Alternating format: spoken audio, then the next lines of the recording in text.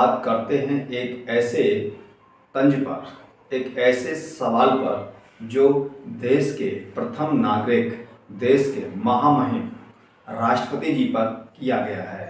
और वो तंज सत्ताधारी पार्टी के नेता को इस तरह से चुभा है कि उस पर उन्होंने सरकार से जवाब मांग लिया, यानी कि वो मुख्यमंत्री से जवाब चाहती हैं, चुप रहती हैं। जी हाँ, आज हम ऐसे ही एक मुद्दे पर बात कर रहे हैं। नमस्कार, मैं हूं मुकेश कोरी और आप देख रहे हैं कोली न्यूज। आज हम यहां चर्चा कर रहे हैं पश्चिम बंगाल की सरकार में मौजूदा एक मंत्री ने देश के राष्ट्रपति पर तंज कसा है। देश की राष्ट्रपति को लेकर उन्होंने कुछ कहा है, तो उसी को लेकर भाजपा की मंत्री स्मृति ईरानी ने वहां पर पश्चिम बंगाल की सरकार, पश्चिम बंगाल के मुख्यमंत्री ममता बनर्जी से जवाब मांगा है। उनकी शांत रहना उनको खटक रहा है और उन्होंने वहां पर तंज कसा है। तो आप ये चेहरा जानते हैं, पहचानते हैं। ये जब जब निकलते हैं, जब विपक्ष का कोई नेता कोई जवाब या किसी भी तरह का कोई बयान दे दे तो इनका मुख खुलता है, और जब इनकी ही सरकार में कोई घटना घटित हो जाए तो फिर ये अपना मुंह बंद कर लेती हैं।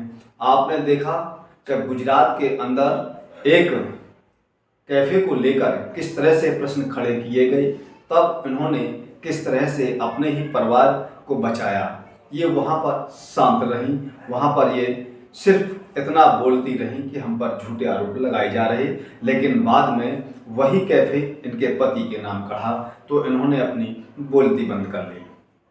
उसके पहले उत्तर प्रदेश के अंदर किसानों पर किस तरह से गाड़ी चढ़ाई गई, किसानों को किस तरह से कुचला गया, उन पर किस तरह से गोली भी चली, और उस समय इनका मुंह बंद रहा।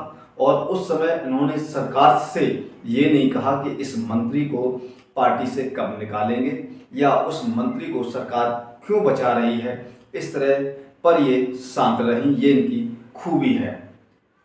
और जैसे भी हाल ही में आपने देखा कि गुजरात के अंदर विधानसभा चुनाव चल रहा है, मच्छू नदी पर जिस तरह से आपने देखा कि एक अलीगल घड़ी बनाने वाली कंपनी को मोरवी पुल की जो मरम्मत करने के लिए टेंडर दिया गया, उसमें 2 करोड़ का बड़े स्तर से भ्रष्टाचार हुआ और वो पुल गिर गया। उसमें 200 से अधिक लोगों ने अपनी जानें गंवाई, कई परिवारों के परिवार साफ हो गए, लेकिन वहाँ पर ये शांत रहीं, इनके मुख से 2 शब्द नहीं खड़े, क्योंकि ये उनकी सत्ता की बात थी, क्योंकि ये उनके घर की बात थी। लेकिन जब किसी भी तरह से विपक्ष का नेता कोई प्रश्न खड़ा कर दे, विपक्ष के नेता से कोई छोटा सा शब्द अगर बोलने पर भी गलत कढ़ जाए तो ये उसको राई को पहाड़ बना देते हैं। उत्तर प्रदेश के अंदर आपने देखा कि कितना ही बेटियों पर अत्याचार लगातार बढ़ रहा है। घर के अंदर बेटियां सुरक्षित नहीं हैं। जिस तरह से उत्तर प्रदेश के अंदर बड़े बड़े दावे किए गए कि 12 बजे के बाद उत्तर प्रदेश के अंदर बेटियां सुरक्षित हैं, लेकिन यहाँ बेटियां दिन में भी सुरक्षित नहीं हैं, उस पर ये शांत रहती हैं कि उत्तर प्रदेश के अंदर आप देख रहे हैं कि मासूम बेटियों पर किस तरह से अत्याचार हो रहे हैं, उनकी आबरू के साथ लोग खेल रहे हैं और फिर भी इनका मुंह बंद रहता है।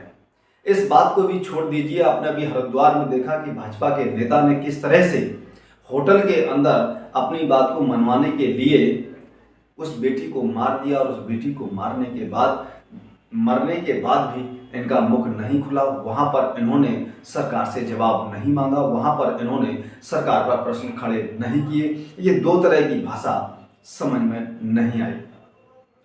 आपने देखा कि जब गुजरात की ही घटना है, किस तरह से एक महिला के साथ 11 लोगों ने जो गलत कृत्य घटना की, एक मासूम बच्चे की मौत भी हुई जो जन्मा नहीं था, और उन दोषियों को कोर्ट ने बरी कर दिया, और उस बरी होने पर इन्होंने उस महिला का दर्द इनको दिखाई नहीं दिया और ये शांत रही। अब ये यहाँ पर दुहाई दे रही हैं। क्या दुहाई दे रही हैं, हम आपको वो सुनवाते हैं। तो सबसे पहले आप ये सुनिए कि इन महान नेता का ये वीडियो वायरल क्यों है। आपने यहाँ सुना कि यहाँ पर ये राष्ट्रपति जी को आदिवासी महिला से संबोधित कर रही हैं, एक महिला का अपमान बता रही हैं। अच्छी बात है, बात को रखना, जवाबदेही पूछना अच्छी बात है, लेकिन जब खुद के सत्ताधारी लोगों के द्वारा कोई घटना की जाती है तब इनका मुंह सिल क्यों जाता है, इनका मुंह बंद क्यों हो जाता है। आपने देखा कि इनकी ही सरकार, राज्य सरकार एमपी में है, वहाँ पर आदिवासी महिलाओं के साथ क्या किया जा रहा है, उन्हें खुलेआम मारा जा रहा है, खुलेआम खेतों में जलाया जा रहा है, तब इनका मुंह बंद क्यों रहता है, तब इनका वहाँ मुंह क्यों नहीं खुलता। उत्तर प्रदेश के अंदर खुलेआम महिलाओं पर अत्याचार हो रहे हैं, दिन में महिलाएं नहीं निकल पा रही हैं, घर में महिलाएं सुरक्षित नहीं हैं, घर में बेटी अगर रह जाए तो असुरक्षित होती है। ऐसी कई घटनाएं उत्तर प्रदेश के अंदर दिखाई पड़ी हैं। तब ये सरकार से कोई सवाल नहीं पूछती, कोई जवाब नहीं पूछती, कोई जवाबदेही इनकी नहीं बनती है और ये इनको ये घटना दिखाई भी नहीं देती। क्या ये दो तरह की विचारधाराएं लेंगी? एक आदिवासी महिला की बात कर रही हैं और एक दूसरी महिला से जवाब मांग रही हैं, जब वही घटना गुजरात के अंदर होती है और उन 11 अपराधियों को छोड़ दिया जाता है तो वो भी महिला है, लेकिन उस महिला का दर्द इनको दिखाई नहीं पड़ा। बिल्कुल मानो इनकी नज़र में महिला नहीं है। उत्तर प्रदेश ही नहीं पूरे देश के अंदर जब महंगाई आसमान को छू रही थी तो ये पूर्व प्रधानमंत्री जो 2014 के पहले जो प्रधानमंत्री थे उनको चूड़ियाँ भेज रही थी। 2014 के बाद जब देश के अंदर देख रहे हैं कि किस कदर से महंगाई ने आसमान को छुआ है, आसमान को भी फाड़कर वो और एक नए आसमान की ओर निकल गई, तब भी इनका मुंह बंद रहा। गरीबों पर अत्याचार बढ़ रहे हैं फिर भी मुंह बंद है। बेरोजगारी किस कदर बढ़ रही है फिर भी इनका मुंह बंद है। अत्याचारी लगातार बढ़ रही है फिर भी मुंह बंद है। किसानों पर अत्याचार बढ़ रहा है, उनका भुगतान नहीं हो रहा है, फिर भी मुंह बंद है। तो ऐसे महान लोगों को क्या कहेंगे आप?